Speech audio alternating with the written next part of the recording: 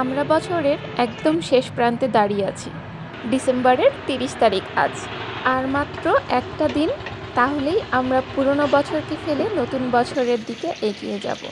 December মাস বিদায়ের মাস, আর এই বিদায়ের মাসে কিন্তু আমার বাসায় আল্লাহর রহমত নেমে এসেছে।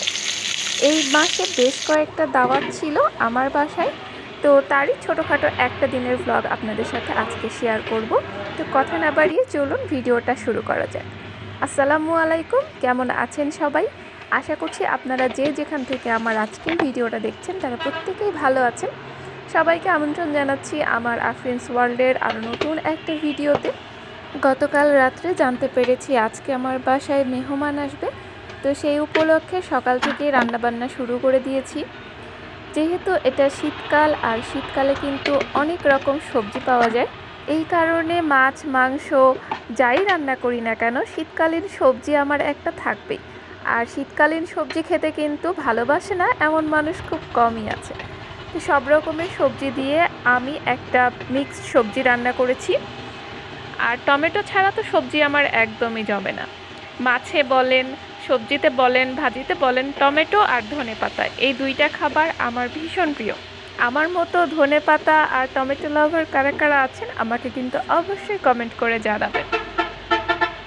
সকাল সকাল ঘুম থেকে উঠেই আগে সবজিটা তুলে দিয়েছি, কারণ সবজি কাটতে বাছতে বেশ খানিকটা সময়ের প্রয়োজন।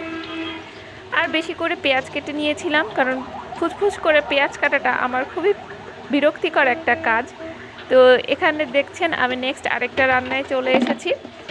বেশ কিছু গরম মশলা দিয়ে দিলাম, আর পেঁয়াজটা লাল লাল হয়ে আসলে আমি এতে মশলাগুলো দিয়ে দিচ্ছি। আমি ভয়েস ওভার করতে গেলে যে পরিমাণ গাড়ির শব্দ পাওয়া যায়, মানে আমার নিজেরই তো অনেকটা বিরক্ত লাগে। আশা করব আপনারা এটা ক্ষমা সুন্দর দৃষ্টিতে দেখবেন। আমার বাসা একদম রোড সাইডে, এ কারণে ট্রাক বাস বা যে কোনো গাড়ি গেলেই হর্ন দিলেই সেটা শব্দটা আমার এই ভয়েস ওভারের ভেতরে চলে আসে। আমি আদা রসুন বাটা সাথে সব রকমের গুঁড়া মশলা দিয়ে খুব ভালোভাবে কষিয়ে নিচ্ছি। এরপর একটু সরিষার তেল দিয়ে দিচ্ছি। আমি সাধারণত বাসায় যখন মেহমান আসে স্পেশালভাবে রান্না করতে গেলে সরিষার তেলের পরিমাণটা একটু বাড়িয়ে দিই। আর আলু দিয়ে রান্না করছি আজকে মাংস, কারণ মাংসের ভেতর আলু থাকবে না সেটা কি হয়, অন্তত আমার বাসায়। তো আমি মাংস দিয়ে আলুটা রান্না করে ফেলছি। এক এক করে রান্নাগুলো শেষ করে দিচ্ছি।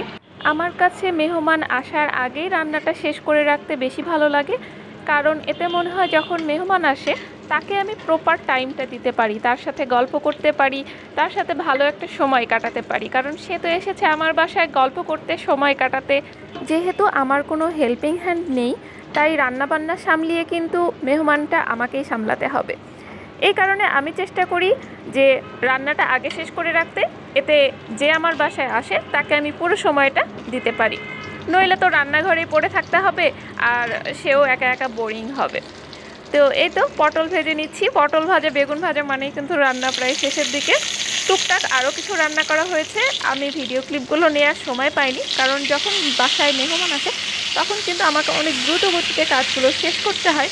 তখন ভিডিও সামলিয়ে মেহমানদের জন্য রান্নাবান্না করা আমার জন্য একটু কঠিন হয়ে পড়ে।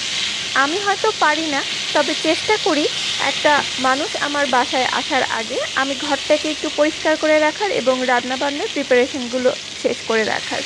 এতে করে আমার মনটা অনেক ফ্রেশ থাকে এবং যারা আসে আশা করি তারাও অনেক খুশি হয়।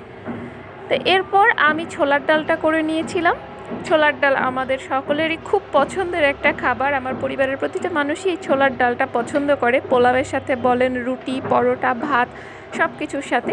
আজকের আয়োজনে আমার ছিল ভাত। প্রতিটা রান্নার পরপরই আমি এভাবে চুলাটা মুছে নেই, কারণ এতে করে পরে অতিরিক্ত নোংরা হয়ে যায় না। কারণ একটা রান্না করতে গেলে কি পরিমাণ আশেপাশে তেল পড়ে সেটা তো আপনারা নিশ্চয়ই জানেন। তো এটা যদি আমি সাথে সাথে মুছে দেই তাহলে পরবর্তীতে আমার পরিষ্কার করতে কষ্টটা একটু কম হয়। রান্না শেষে একবারে তো পরিষ্কার করবই, তো সাথে সাথে করে ফেললে আমার জন্য এটা সুবিধা মনে হয়। তো এরপর আলু ভাজিটাও করেছিলাম, সেটা আমি একটা প্লেটে বেড়ে নিয়েছি। এবং সবশেষে আমি ছোটো মাছ রান্না করেছিলাম, যেটার কোনো ভিডিও ক্লিপ আমি নেওয়ার একদম সময় পাইনি। আর এটা হচ্ছে দুধ পিঠা। আমার শাশুড়ি আম্মা এসেছিলেন, তো আমার জন্য নিজে হাতে পিঠা বানিয়ে নিয়ে এসেছিলেন। অসাধারণ একটা পিঠা, আমার যে কোনো পিঠাই খুব পছন্দ, তার মধ্যে যদি বলি যে অনেক বেশি পছন্দ তো এই দুধ পিঠাটা। তো আমার আজকের ভিডিওটা আপনাদের কাছে কেমন লাগলো অবশ্যই আমাকে কমেন্ট করে জানাবেন, আর ভালো লেগে থাকলে প্লিজ একটা লাইক করে দিবেন। আপনার একটা লাইকের মাধ্যমে কিন্তু আমার এই ভিডিও আরও সকলের সামনে পৌঁছে যেতে সাহায্য করবে। আপনি আমার চ্যানেলে নতুন হয়ে থাকলে অবশ্যই আমার চ্যানেলটি সাবস্ক্রাইব করে আমার পাশেই থাকবেন। আমার পরবর্তী ভিডিও দেখার আমন্ত্রণ জানিয়ে আজকে এখানেই বিদায় নিচ্ছি। সবাই খুব ভালো থাকবেন। ধন্যবাদ সবাইকে। আসসালামু আলাইকুম।